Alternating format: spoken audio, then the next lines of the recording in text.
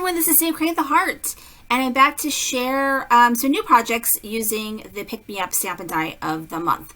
So during the blog hop, I made a couple really fun Z-fold cards. Make sure you check those out over on my channel on how to make these. These were really a lot of fun to make. And so we're going to be doing some completely different things. You can see what different looks you can get by coloring your truck differently and by using different paper and just different layouts. You can get completely different looks. So the stamp and die is set aside, and we are going to start off with an A2 size card base, and I'm going to be making a shaker card. So I'm using the stamp and die. It's colored in red and green, so more of that traditional holiday feel. And it's a very simple layout that I'm doing. This is Plaids for Christmas from the Not Too Shabby shop. I got this last year, and I'm not quite sure whether it's in stock, but this is just a really fun, versatile plaid. And I just basically cut a 5.5 and 4 1/4 piece of plaid paper, and then I just used a die to cut the middle out. And so I'm just going to use that piece, and I kind of marked where that piece is going to go on my card, and you can see I just kind of marked the corners there so I know where it's supposed to go. And this is sort of the easiest way to do a shaker card, or one of the easier ways, is just to cut, you know, with a die out of the middle of your paper, and you know, it's very easy this way. So I'm going to lay that down, and then on my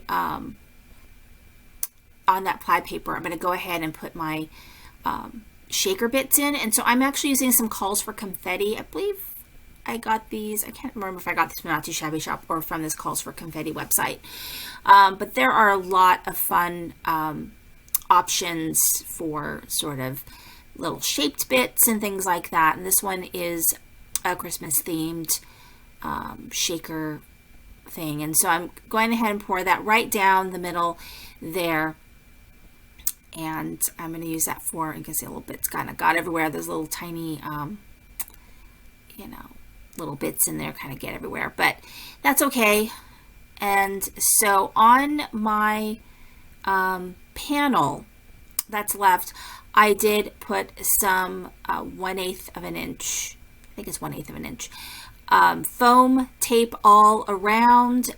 Before that, make sure that you put your piece of acetate. There's been many times where I've forgotten to do that, and that is just a hot mess when that happens. So don't do that. Put your acetate on first, and then go ahead and put your foam tape all around. And so I'm just pulling the pieces of that foam tape off, and I'm going to go ahead and place this on top of my shaker bits. And so basically you just create a frame and put that down. And so this is just really kind of a straightforward way to do a shaker card. It's pretty simple. I really like how it came out because it's not too fancy, it's easy to do, and you really get a good fun shake. You can see all the shake, it's not covered up by anything.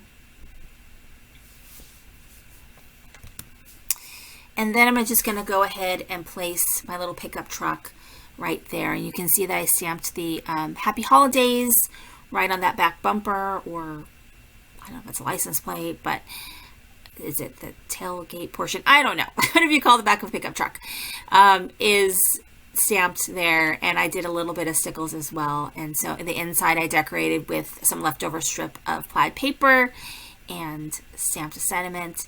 And now it shakes really nicely, and that's super fun. So the next card that I'm going to make, I'm starting with a 5.5 by 4 1/4 panel, and we're going to do some ink blending. So I have Dusty Concord, I have Prize Ribbon, Broken China, and some picked raspberry. So I'm going to start off by just doing a little circle of my pink color right there, kind of in the middle.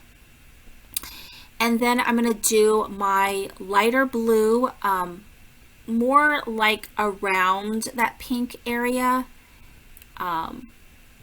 It's going to get covered up. A lot of that blue is going to get covered up by a darker blue. But I'm basically creating sort of like a night sky kind of. And so once I've done a little bit of the light blue, I'm going to move on to that darker blue, the prize ribbon, and I'm going to put that all around.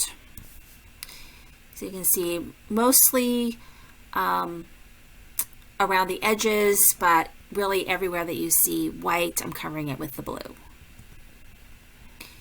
And so it does look like a hot mess before it starts looking better, but trust me, it's gonna look good at the end.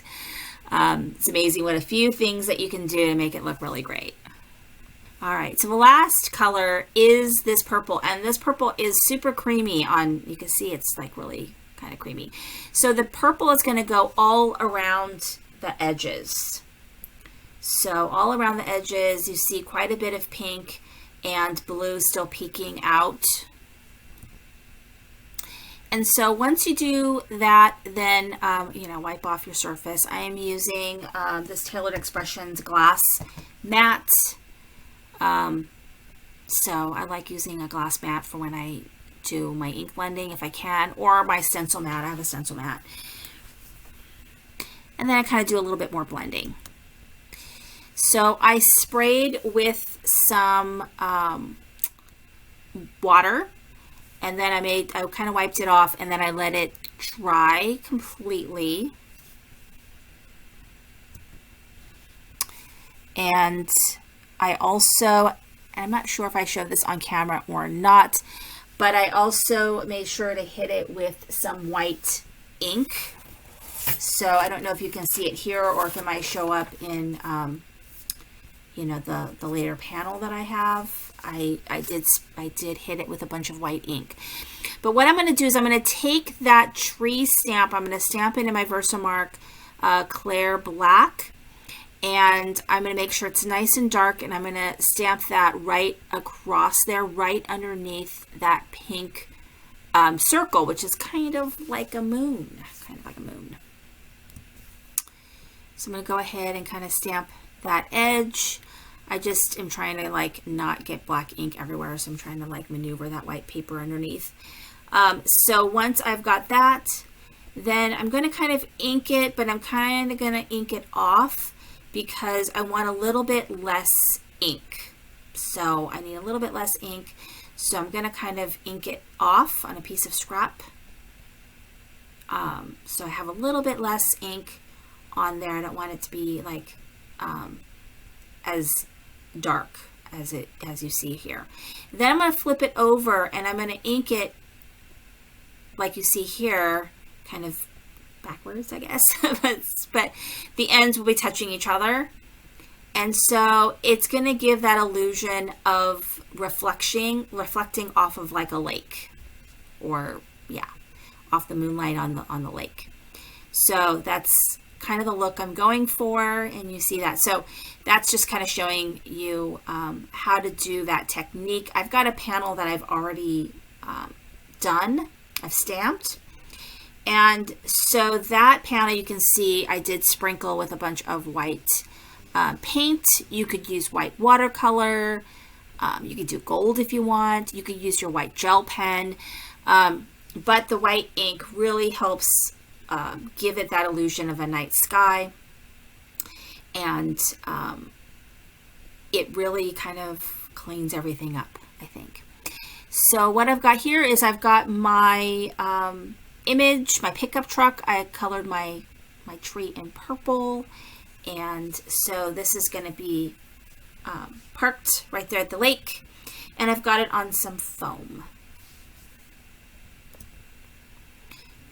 So now I'm gonna, before I put that on there, I'm gonna go ahead and glue down my panel. Now a lot of times when I do a bunch of ink blending and like sprinkle some water, I like to usually use double-sided tape, but I didn't have any double-sided tape sitting next to me when I was making this card, so I used glue. And the glue does, this glue does a really good job actually. So the next day I was concerned about it like really sticking, but it did stick pretty well the next day, so it was fine, even though I do prefer to use a double-sided tape just because your panel's a little bit stiff And I think double-sided tape, strong double-sided tape, gives you a better stick. But that's okay. It actually ended up being fine the next day. So what you do after that is then you put your pickup truck on there. A little bit of trimming. A lot of times I make a bunch of A2 card bases. I just cut a bunch and I go through and I sit in front of the TV and I make a bunch. So they're always ready to go, which I need to do a bunch more. And so sometimes they're not exactly the right size. So I do a little trimming there. But I'm going to go ahead and put this on my front panel where our card is almost done. And it's such a different look than the cards that I made in my previous video. I think it's, I love it. It's really fun and easy. You can get that reflection in sort of that lake very easily. Thank you for watching. This is Staying Crane with the Heart. Make sure you visit the Not Too Shabby shop to pick up this really cool stamp and die set.